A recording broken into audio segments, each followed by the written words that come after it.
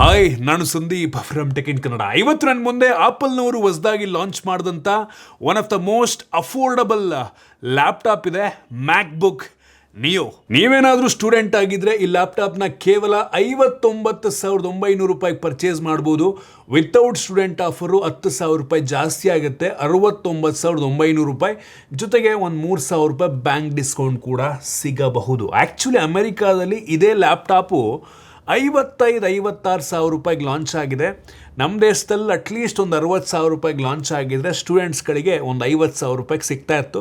ಆಗ ನಂಗೆ ಅನ್ನಿಸ್ದಂಗೆ ಇನ್ನೂ ಚೆನ್ನಾಗಿರ್ತಾ ಇತ್ತು. ಬಟ್ ಸ್ಟಿಲ್ ಈ ಒಂದು ಪ್ರೈಸ್ ರೇಂಜಿಗೆ, ಸ್ಟೂಡೆಂಟ್ ಪ್ರೈಸಿಗೆ ನಂಗೆ ಅನ್ನಿಸ್ದಂಗೆ ಒಂದು ಒಳ್ಳೆ ಲ್ಯಾಪ್ಟಾಪ್ ಆಗ್ಬೋದು. ನಾನಿವತ್ತು ಈ ಲ್ಯಾಪ್ಟಾಪನ್ನು ಅನ್ಬಾಕ್ಸ್ ಮಾಡಿ ಯೂಸ್ ಮಾಡಿ ನನ್ನ ಎಕ್ಸ್ಪೀರಿಯನ್ಸ್ ನಿಮ್ಮ ಹತ್ರ ಶೇರ್ ಮಾಡ್ತೀನಿ. ಅದಕ್ಕಿಂತ ಮುಂಚೆ ನೀವೇನು ನಮ್ಮ tech in Kannada YouTube channel subscribe ಮಾಡ್ಕೊಂಡಿಲ್ಲ ಅಂದರೆ ಈಗಲೇ ಸಬ್ಸ್ಕ್ರೈಬ್ ಮಾಡ್ಕೊಳ್ಳಿ ಮತ್ತು ಬೆಲ್ ಐಕಾನ್ ಕೂಡ ಕ್ಲಿಕ್ ಮಾಡ್ಬೋದು. ಓಕೆ, ಫಸ್ಟ್ ಈ ಲ್ಯಾಪ್ಟಾಪನ್ನು ಅನ್ಬಾಕ್ಸ್ ಮಾಡೋಣ. ನಾರ್ಮಲ್ ಮ್ಯಾಕ್ಬುಕ್ ಬಾಕ್ಸ್ ರೀತಿಯಲ್ಲೇ ಕಾಣುತ್ತೆ. ಈ ಬಾಕ್ಸನ್ನು ಓಪನ್ ಮಾಡಿದ ತಕ್ಷಣ ನಮಗೆ ಇದ್ರೊಳಗಡೆ ಡೈರೆಕ್ಟಾಗಿ ಒಂದು ಲ್ಯಾಪ್ಟಾಪ್ ನೋಡೋಕ್ಕೆ ಸಿಗುತ್ತೆ. ಇದನ್ನು ಪಕ್ಕಕ್ಕಿಟ್ರೆ ಇದ್ರ ಕೆಳಗಡೆ ಒಂದು ಯೂಸರ್ ಮ್ಯಾನ್ಯುಯಲ್ಲು, ಕ್ವಿಕ್ ಸ್ಟಾರ್ಟ್ ಗೈಡ್ ಮತ್ತು ವಾರಂಟಿ ಕಾರ್ಡು, ಆಮೇಲೆ 20 ವ್ಯಾಟಿಂದು ಚಾರ್ಜರ್ನ ಕೊಟ್ಟಿದ್ದಾರೆ. ಬರೀ 20 ವ್ಯಾಟು. ಆ್ಯಕ್ಚುಲಿ ಲ್ಯಾಪ್ಟಾಪ್ ಎಷ್ಟು ಫಾಸ್ಟಾಗಿ ಚಾರ್ಜ್ ಆಗುತ್ತೆ ಅಂತ ಎಲ್ಲೂ ಕೂಡ ಹೇಳಿಲ್ಲ. ಒಟ್ಟು ಬಾಕ್ಸ್ ಒಳಗೆ 20 ವ್ಯಾಟ್ ಸಿಗ್ತಾ ಇದೆ. ನಮಗೆ ಈ ಬಾಕ್ಸ್ ಒಳಗೆ USB ಟೈಪ್ ಸಿ ಇಂದ ಟೈಪ್ ಸಿ ಕೇಬಲ್ ಸಿಗ್ತಾ ಇದೆ. ಸೇಮ್ ಐಫೋನಲ್ಲಿ ಯಾವ ರೀತಿ ಕ್ವಾಲಿಟಿ ಬರುತ್ತೋ ಅದೇ ರೀತಿಯ ಕೇಬಲ್ಲು.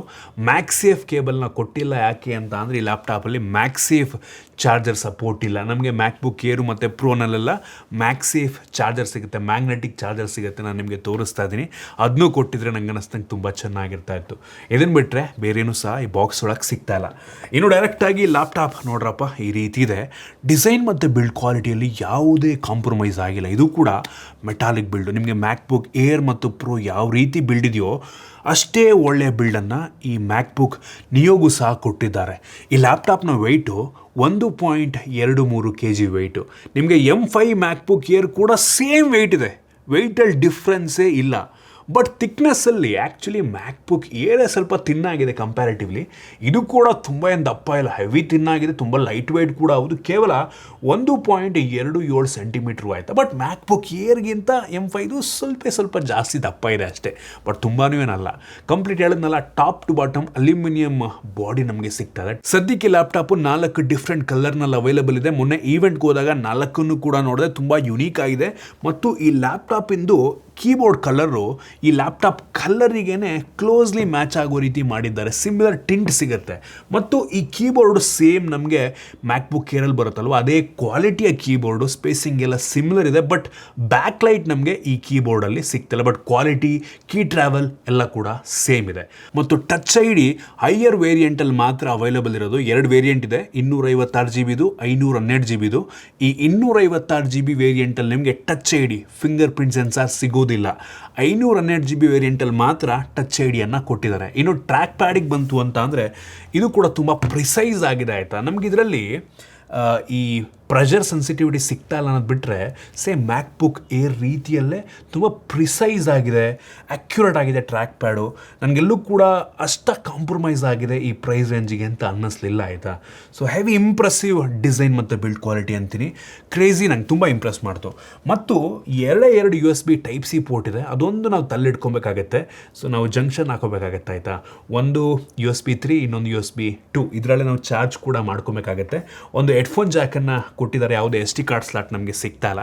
ಮತ್ತು ಸ್ಪೀಕರ್ನ ಗ್ರಿಲ್ಲು ಲೆಫ್ಟ್ ಟು ರೈಟು 2 ಕಡೆ ಸಿಗ್ತದೆ. ಡಾಲ್ಬಿ ಅಟ್ಮೋಸ್ ಸ್ಪೀಕರ್ ಆಯಿತಾ.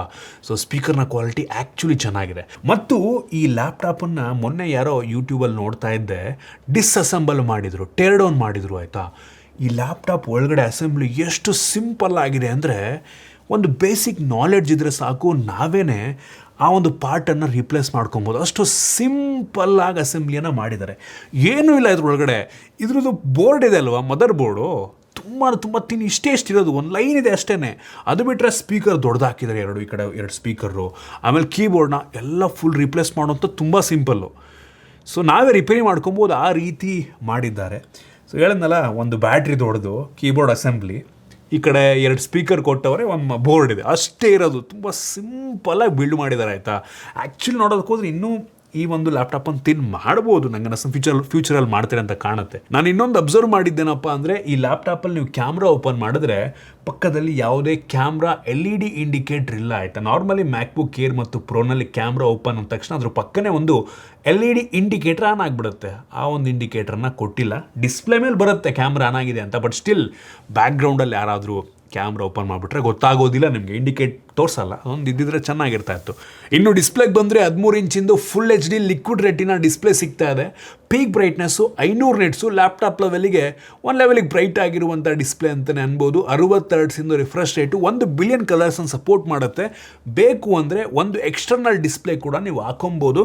ನಂಗನ್ನಿಸ್ದಂಗೆ ಸ್ಟೂಡೆಂಟ್ಸ್ಗಳಿಗೆ ಮೀಡಿಯಾ ಕನ್ಸಂಪ್ಷನ್ನು ನಿಮ್ಮ ಪರ್ಪಸ್ಸಿಗೆ ಆರಾಮಾಗಿದೆ ಯೂಸ್ ಮಾಡ್ಬೋದು. ಒಳ್ಳೆ ಡಿಸ್ಪ್ಲೇನೇ, ಪ್ರಾಬ್ಲಮ್ ಏನೂ ಇಲ್ಲ.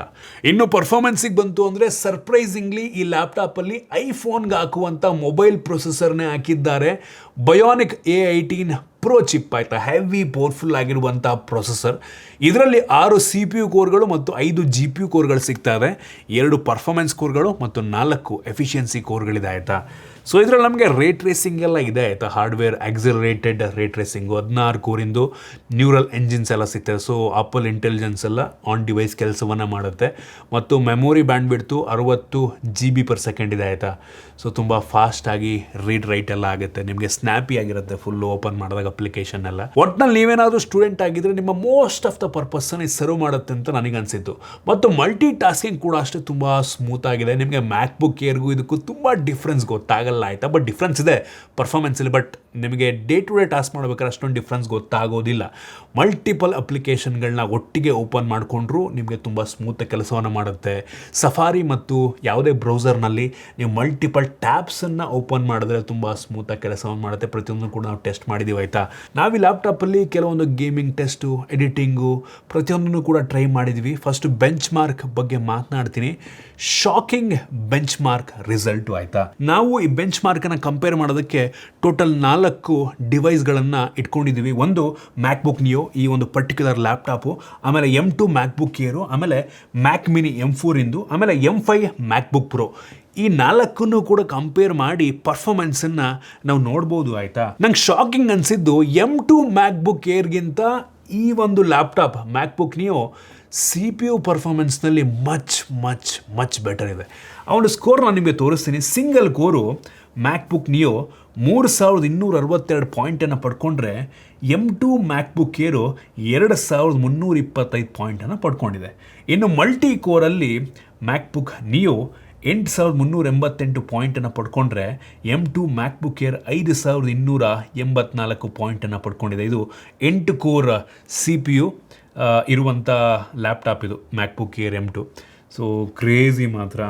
M2ಗಿಂತ ಪವರ್ಫುಲ್ ಅಂತ ಅಂದರೆ ನೆಕ್ಸ್ಟ್ ಲೆವೆಲ್ಲು. ಇನ್ನು ಅಕ್ಕಪಕ್ಕ ಇಟ್ಬಿಟ್ಟು ನಾನು ನಿಮಗೆ M4 ಮ್ಯಾಕ್ ಮಿನಿದು ಕೂಡ ಸ್ಕೋರನ್ನು ತೋರಿಸ್ತೀನಿ. ಸೊ ಸಿಂಗಲ್ ಕೋರು ಸಿಮಿಲರ್ ಇದೆ, ಮಲ್ಟಿ ಕೋರ್ M4ಅಲ್ಲಿ ಬೆಟರ್ ಇದೆ. GPU ಸ್ಕೋರ್ನ ಕೂಡ ನೀವು ನೋಡ್ತಾ ಇದ್ದೀರಾ, ಎಲ್ಲ ಡಿವೈಸ್ಗಳದ್ದು ತೋರಿಸ್ತಾ ಇದ್ದೀನಿ.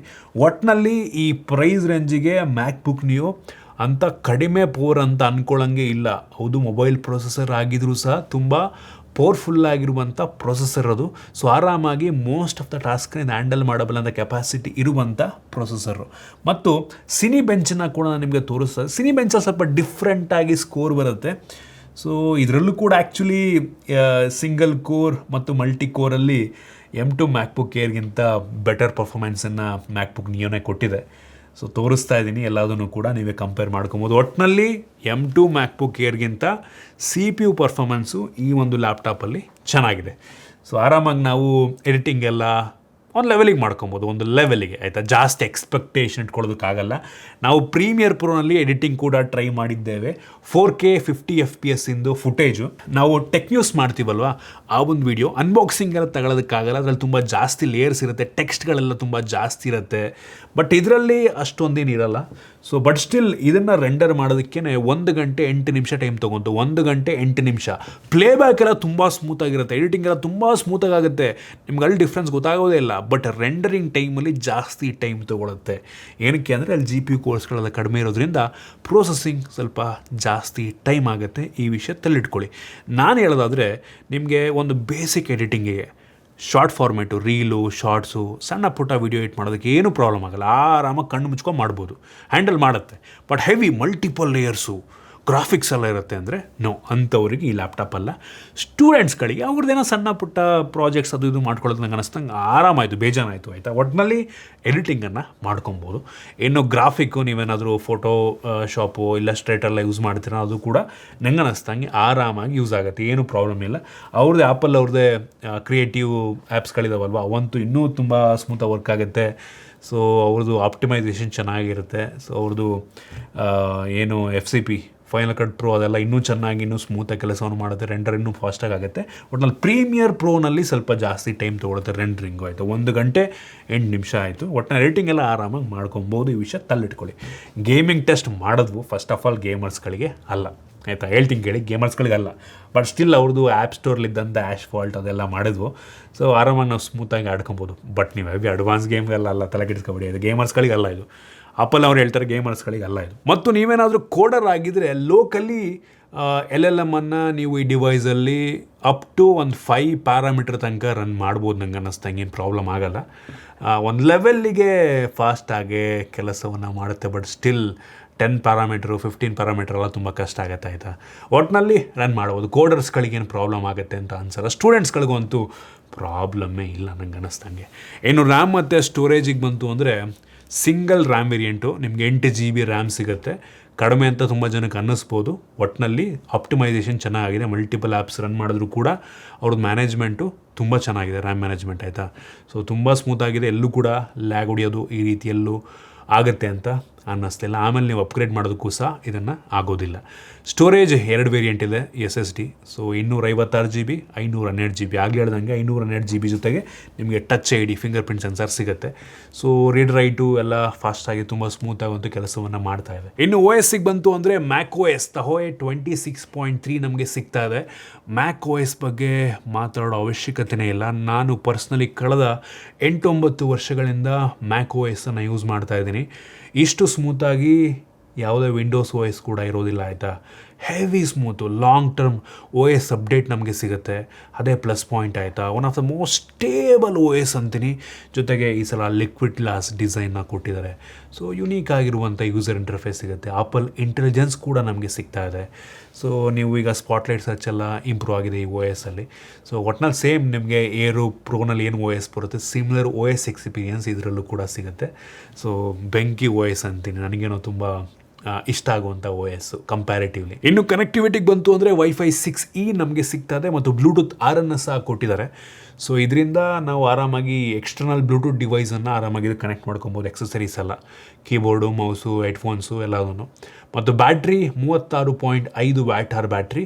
ಮ್ಯಾಕ್ಬುಕ್ ಏರ್ ಕಂಪೇರ್ ಮಾಡಿಕೊಂಡ್ರೆ ಸಣ್ಣ ಬ್ಯಾಟ್ರಿನೇ, ಬಟ್ ಇದರಲ್ಲಿರುವಂಥ ಪ್ರೊಸೆಸರ್ ಜಾಸ್ತಿ ಪವರ್ ಕನ್ಸ್ಯೂಮ್ ಮಾಡಲ್ಲ. ಅದರಿಂದ ಬ್ಯಾಟ್ರಿ ಬಾಳಿಕೆ ಒಂದು ಲೆವೆಲ್ಗೆ ಚೆನ್ನಾಗಿ ಬರುತ್ತೆ. ಅವ್ರು ಹೇಳೋ ಪ್ರಕಾರ 16 ಗಂಟೆಗಳ ವಿಡಿಯೋ ಪ್ಲೇಬ್ಯಾಕ್ ಅಂತ ಅಂತಾರೆ. ಮತ್ತು ಬಾಕ್ಸ್ ಒಳಗೆ 20 ವ್ಯಾಟಿಂದು Type-C ಪವರ್ ಅಡಾಪ್ಟರ್ನ ಕೊಟ್ಟಿದ್ದಾರೆ. ಕಡಿಮೆ ಆಯಿತು 20 ವ್ಯಾಟ್ ಅಂದರೆ ಸ್ವಲ್ಪ ಸ್ಲೋಕ್ ಚಾರ್ಜ್ ಆಗ್ಬೋದೇನೋ, ಬಟ್ ಸ್ಟಿಲ್ ಬ್ಯಾಟ್ರಿನೂ ಸಣ್ಣದಲ್ವಾ, ಸೇಮ್ ಟೈಮೇ ಆಗುತ್ತೆ ನಿಮಗೆ. ಮ್ಯಾಕ್ಬುಕ್ ಏರ್ ಎಷ್ಟು ಚಾರ್ಜ್ ಆಗಿ ಎಷ್ಟು ಫಾಸ್ಟಾಗಿ ಚಾರ್ಜ್ ಆಗುತ್ತೆ, ಇದು ಕೂಡ ಆಲ್ಮೋಸ್ಟ್ ಸಿಮಿಲರ್ ಟೈಮಲ್ಲೇ ಚಾರ್ಜ್ ಆಗ್ಬೋದು ಸಣ್ಣ ಬ್ಯಾಟ್ರಿ ಆಗಿರೋದ್ರಿಂದ. ಒಟ್ಟು ಬ್ಯಾಟ್ರಿ ಬ್ಯಾಕಪ್ ನಾನು ಇಲ್ಲಿವರೆಗೂ ಯೂಸ್ ಮಾಡ್ದಂಗೆ ಒಂದು ಲೆವೆಲಿಗೆ ಚೆನ್ನಾಗೇ ಬರ್ತಾ ಇದೆ ಅಂತ ಅನ್ನಿಸ್ತು. ಡಿಪೆಂಡ್ ನೀವು ಯಾವ ಥರ ವರ್ಕ್ ಮಾಡ್ತೀರಾ. ಹೆವಿ ಪರ್ಫಾರ್ಮೆನ್ಸ್ ಓರಿಯೆಂಟೆಡ್ ಕೆಲಸ ಆದರೆ ಜಾಸ್ತಿ ಕನ್ಸ್ಯೂಮ್ ಆಗುತ್ತೆ.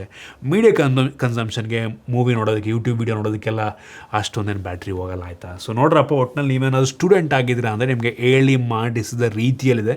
ಸ್ಟೂಡೆಂಟ್ ಆಫರ್ ತೊಗೊಳ್ಳಿ. 60,000 ರೂಪಾಯಿಗೆ ಕಂಪ್ಯಾರಿಟಿವ್ಲಿ ಒಂದು ಒಳ್ಳೆ ಆಪ್ಷನ್ ಆಗ್ಬೋದು. ನಿಮ್ಮ ಪರ್ಪಸನ್ನು ಕೂಡ ನೋಡ್ಕೊಳ್ಳಿ ಆಯಿತಾ.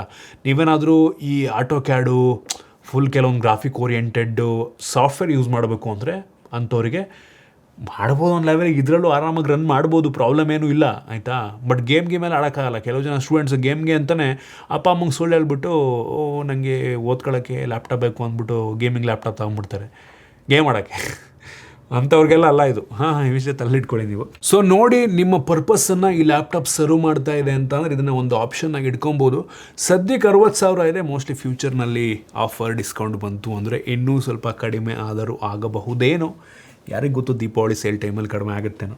ಸೊ ಇಷ್ಟು ಈ ಲ್ಯಾಪ್ಟಾಪ್ನ ಬಗ್ಗೆ ನಿಮ್ಗಿದ್ರ ಬಗ್ಗೆ ಅನ್ನಿಸ್ತು ಕಾಮೆಂಟ್ ಮಾಡಿ, ಇಷ್ಟ ಆಗಿದ್ರೆ ಲೈಕ್ ಮಾಡಿ, ಶೇರ್ ಮಾಡಿದ ರೀತಿ ನಮ್ಮ ಬೇರೆ ಬೇರೆ ವಿಡಿಯೋಗಳಿಗೆ ನಮ್ಮ tech in Kannada YouTube channel subscribe ಮಾಡ್ಕೊಂಡಿಲ್ಲ ಅಂದರೆ ಈಗಲೇ ಸಬ್ಸ್ಕ್ರೈಬ್ ಮಾಡ್ಕೊಳ್ಳಿ ಮತ್ತು ಬೆಲ್ ಐಕಾನ್ ಕೂಡ ಕ್ಲಿಕ್ ಮಾಡ್ಬೋದು. ಸಿಗೋಣ ಮತ್ತೆ ಮುಂದಿನ ವಿಡಿಯೋದಲ್ಲಿ.